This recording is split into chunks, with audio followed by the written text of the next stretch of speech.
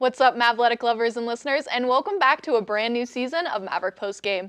We hope some of you got to see some of our athletics this past month. If not, don't worry, because today we've got another full show for you as women's basketball rewrites conference history. And men's basketball sweeps early RMAC awards.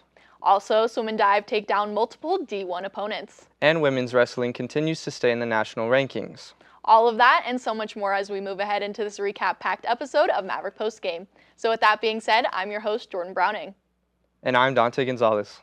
Let's dive into all the game-breaking stats, off-the-wall wins, heartbreaking losses, and in-depth analysis of our CMU athletics. Roll it.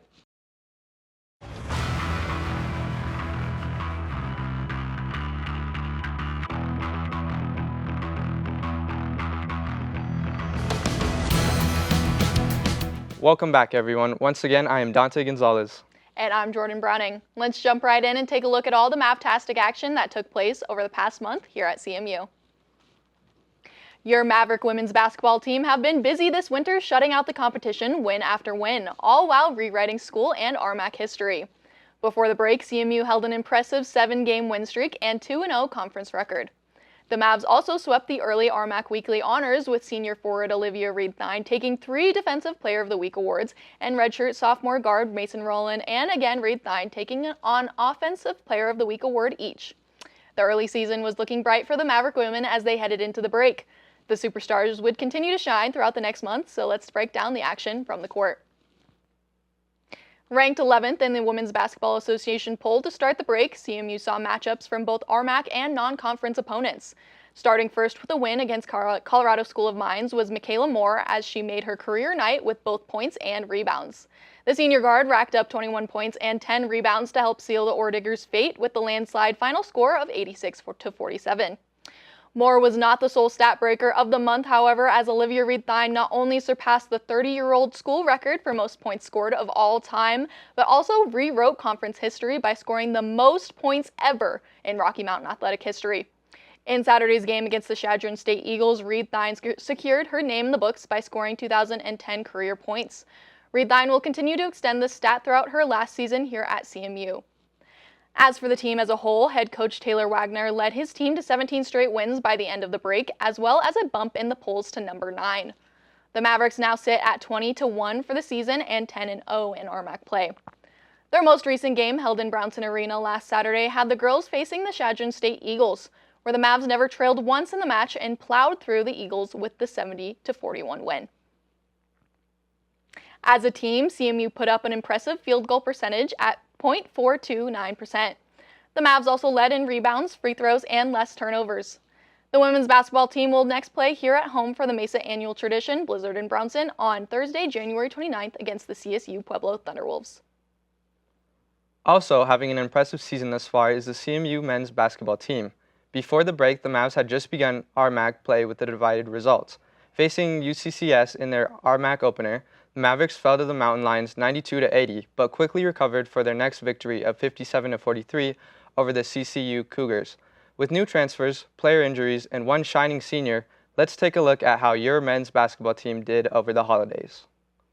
In the first game of the break, the Mavericks set a precedent for what would go on to win them many games over the month: big runs. In their December 13th game against Colorado School of Mines, the Mavs went on 2 major runs of 17-0 and 14-0 to take victory. Then a 16-5 run against the New Mexico Highlands County Cowboys in their road game set the Mavs up for their 4th conference win. A similar story followed for their 5th and 6th RMAC wins against Western Colorado and Westminster. Aiding the Mavericks in their wins are new transfers picked up by head coach Mike Dunlap in the offseason. Oklahoma City transfers Clayton Jewell has made an impressive start to his CMU career, putting up a total of 149 points over the break. Coach Ice College transfer Ben Henderson has also made a name for himself at CMU as he put up 111 points in the past month as well. The Mavericks faced 3 losses over the break, with the first 2 having them lose by less than 10 each game. Then, the number 21 ranked Black Hills State Yellow Jackets managed to outshoot the Mavs with a perfect free throw percentage in their 63-85 loss. Continuing with the lesser fortunate news, starter guard Mason Honeyman faced an injury after the team's last game of the year and is now out of the lineup for the foreseeable future. In the Mavericks' most recent game against the Chadron State Eagles, redshirt senior Ty Allred put up the most points for both teams, leading the Mavs to the victory 86-68. The Utah native guard has been leading the team all season in points and awards, earning back-to-back RMAC Offensive Player of the Week awards and a Defensive Player of the Week award as well. In that win over the Eagles, the Mavs were perfect at the free throw line, making every shot off the fouled plays. CMU also carried in rebounds, taking 15 more than the Eagles' 25, and excelled in both field goal percentage and three-point percentage, playing after the women in the Blizzard and Brownson games. The men will take on CSU Pueblo, whom they are tied with in RMAC standings on Thursday. Make sure to show out for your Mavs and wear white.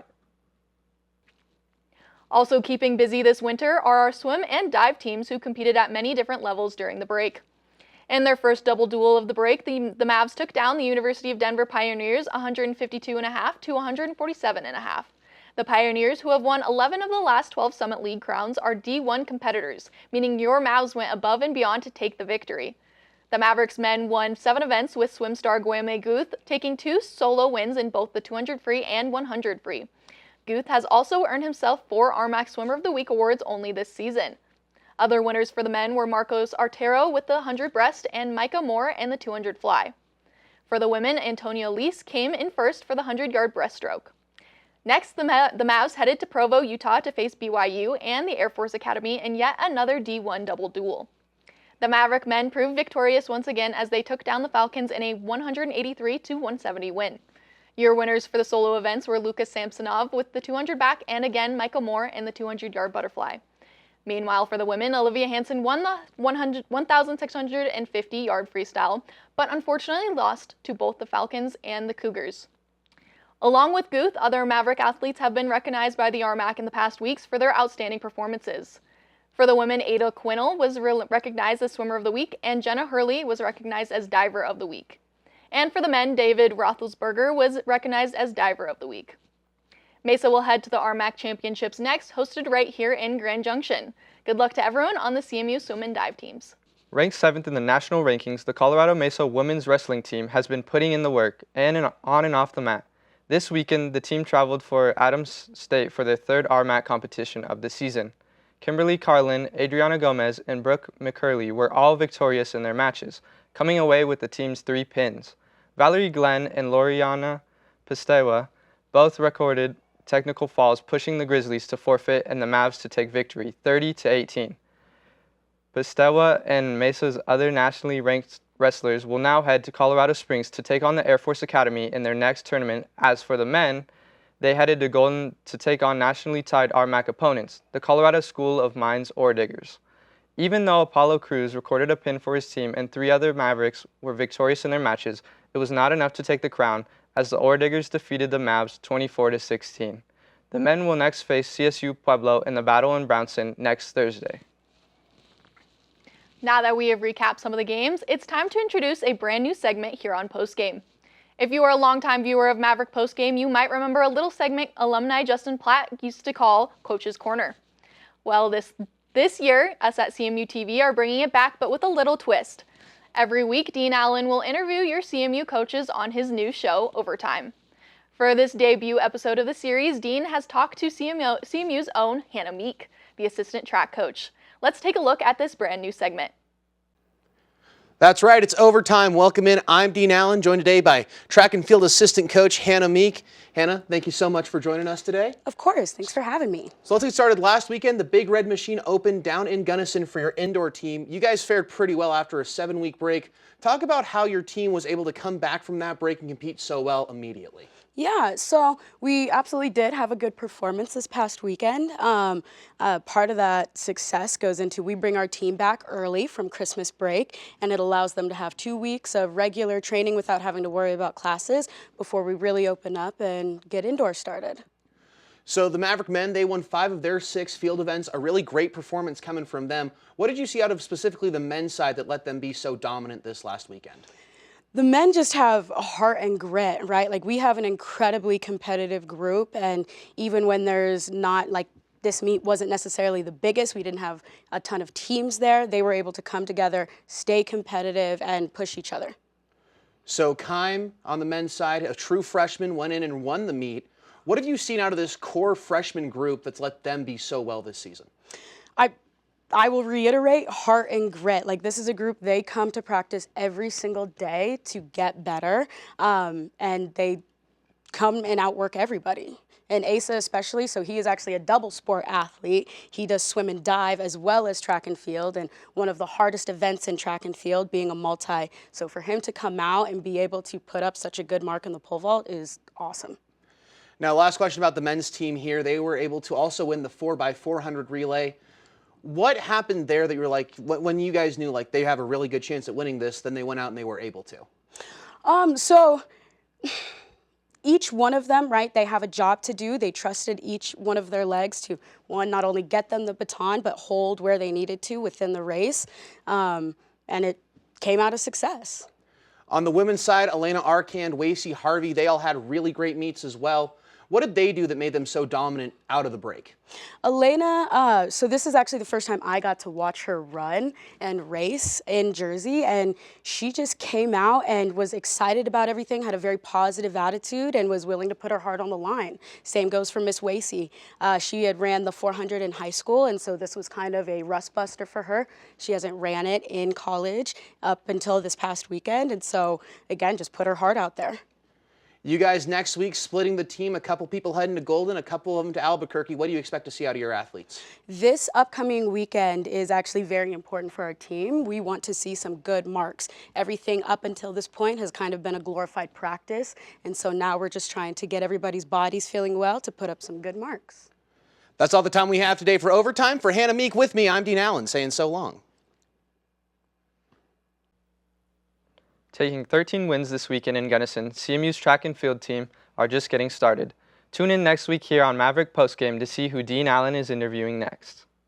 Now that we have recapped some of the action, it's time to announce our Maverick of the Week. Our Maverick of the Week goes to Olivia Thyne. Now, I know Olivia was our Mav of the Week last episode, but the women's basketball star is no stranger to sweeping back-to-back awards. I mean, come on, she rewrote not only program but conference history with her performance this past week and her entire career here at CMU.